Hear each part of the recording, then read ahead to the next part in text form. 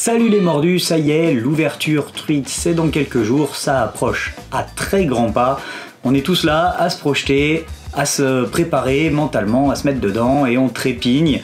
Alors je dis l'ouverture, c'est le début de saison au sens large. Vous suivez la chaîne depuis un moment, vous savez que l'ouverture c'est pas forcément ma session préférée de l'année. Donc voilà, histoire de démarrer du bon pied, je vous donne 7 astuces pour le TOC, histoire de bien démarrer votre saison et d'éviter les déconvenus au bord de l'eau. Allez, c'est parti. Première astuce, celle-là vous la connaissez sans doute si vous pêchez au TOC depuis quelques temps. Si vous êtes débutant, peut-être pas, le marc de café dans les verres. Alors le marc de café dans les verres, ça a l'air d'être un truc un peu sorcellerie, mais moi perso j'ai testé et ça marche aussi bien sur les terreaux que les dendros ou les canadiens. Vous mettez à peu près une cuillère à soupe de marc de café dans une boîte de taille standard, vous faites ça la veille, et le lendemain, vos verres se seront raffermis, vous pourrez vérifier ça par vous-même. Bon, par contre, allez pas faire ça sur des teignes ou des verres de farine, Non, rigolez pas, je suis sûr qu'il y en a qui l'auraient fait. Ceci dit, j'ai pas testé, Deuxième astuce, conservez vos appâts à la bonne température.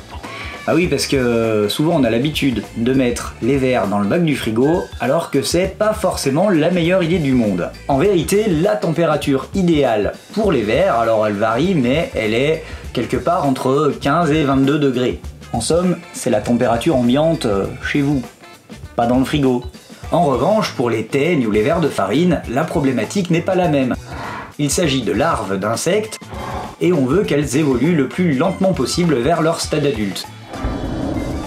Donc on les maintient entre 4 et 6 degrés. Cette température n'est pas létale pour elles, mais ça c'est un truc dont on reparlera très bientôt dans une prochaine vidéo. Alors pensez à vous abonner. Alors du coup pour conclure sur ce point, ce que je fais moi c'est que les verres je les laisse à la cave, voire parfois dans la voiture. En général ils ont les bonnes températures, simplement voilà je les mets en confort, c'est-à-dire que je les laisse pas dans la boîte du magasin. Je prends une boîte un peu plus robuste, un peu plus spacieuse aussi, j'y mets du terreau, il m'arrive d'y mettre des mousses, des bouts de feuilles, voire parfois voilà, une petite épluchure ou deux en passant si je sais que je vais pas utiliser mes verres dans les jours qui viennent. Et en faisant comme ça, on peut les tenir très longtemps. D'ailleurs, dites-moi si ça vous intéresse, je pourrais faire peut-être, le jour où je remets le mien à jour, un petit tuto élevage de verre, vermicompost. De toute façon, il paraît que ça va devenir obligatoire, donc voilà. Dites-moi dans les commentaires ce que vous en pensez. Troisième astuce, utilisez une pointe courte pour passer moins de temps à réparer au bord de l'eau. Ah oui, parce qu'en début de saison, on est maladroit. Et donc, on a souvent tendance à casser des lignes, à s'accrocher, tout ça. Donc pour éviter de perdre la plombée et de passer une demi-heure à refaire sa ligne à chaque fois assis au bord de l'eau, ce qui n'est pas forcément bon pour le moral et pas très agréable quand on a les doigts gelés, et une pointe courte, ça peut vous sauver la vie. Sur cette pointe qui va faire 10, on va dire entre 10 et 20 cm, vous pouvez éventuellement pincer un tout petit plomb de touche à 5-10 cm de l'hameçon. Mais voilà, l'essentiel de votre plombée sera sur le corps de ligne, dont le diamètre sera un petit peu supérieur. Et du coup, si vous avez monté vos hameçons à l'avance, ça prend genre 20 secondes à réparer. Quatrième astuce, utilisez des marqueurs nymphes plutôt que des rigolettos. Alors les rigolettos c'est bien sympathique mais ça s'en mêle, ça fait du poids sur la ligne, des fois ça perturbe la dérive, c'est aussi parfois pas très discret quand on pêche des petits milieux, alors les rigolettos, plus ça va, plus j'en reviens. En revanche, la saison dernière, j'ai découvert un truc que les pêcheurs à la nymphe utilisent, c'est une espèce de petite mousse colorée, fluo, que vous appliquez sur votre ligne et qui va coller et qui va vous permettre de bien la voir. Et je me suis dit qu'au TOC, ça pourrait être extrêmement pratique. L'avantage, c'est que si vous voulez juste colorer votre fil, vous pouvez colorer votre fil. Si vous voulez avoir une bouboule, vous pouvez faire une bouboule. Si vous voulez qu'elle soit jaune, vous mettez du jaune ou du rose. Et je pense qu'il y a d'autres coloris dans le commerce. Moi, c'est les deux que j'ai.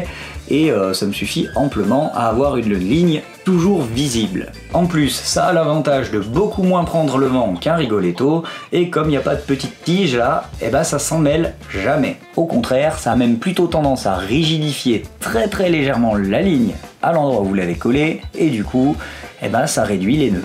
Cinquième astuce, pêcher avec des grosses nymphes quand il fait froid. Oui, on parle d'astuce TOC. Et alors ?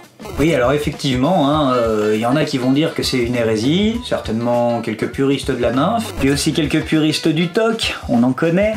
Mais voilà, on peut pêcher avec une grosse nymphe sur une ligne toc. Oui, oui, et alors quel est l'avantage de ça? Allez, je vous explique. À l'ouverture, souvent il fait froid, et on a les doigts gelés. Mais avec une nymphe, on n'a pas besoin de changer toutes les 5 minutes d'appât. Voilà, pensez-y. Et pourquoi grosse? Eh bah, parce que c'est l'ouverture. Mais ça, on en parle dans la prochaine vidéo. Quand tu fais référence aux vidéos, ce serait bien de les sortir dans l'ordre quand même. 6e conseil, pêcher sans ardillon quand il fait froid. Et pas que d'ailleurs.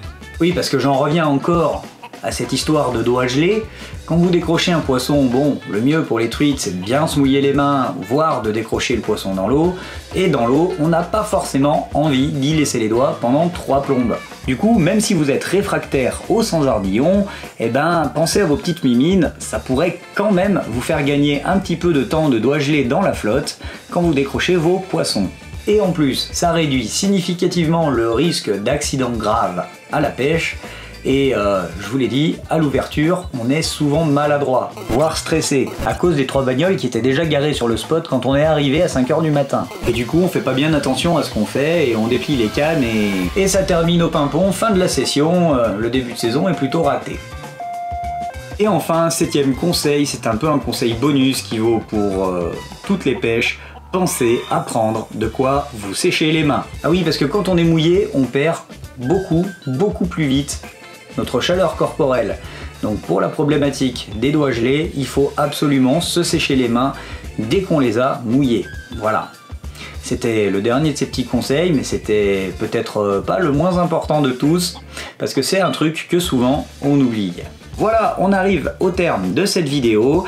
Je voulais juste vous parler, tant qu'on est sur de la truite, des voyages de pêche de Clébus. Là, il organise des voyages en Croatie. Si ça vous intéresse, que vous avez envie de vous faire un fishing trip de malade avec du fish dans tous les sens et un guide au taquet, n'hésitez pas à aller jeter un petit coup d'œil au site Roja Fishing, je vous mets le lien en description. J'en profite pour remercier les tipeurs et tous ceux qui soutiennent la chaîne. Merci à vous les gars, et si vous voulez vous aussi soutenir la chaîne, tout est en description. Et un peu là aussi. Si vous voulez d'autres conseils pour l'ouverture de la truite, puisque j'ai fait en sorte qu'on ne se répète pas trop, je peux vous mettre ceux de l'an dernier, qui sont là, ou il y a 2 ans, je sais plus. On se retrouve là-bas, et sur ce, je vous dis, soyez curieux, gardez la pêche, et à la prochaine. Du coup, la prochaine, c'était celle de la semaine dernière, c'est ça? Merde, voilà.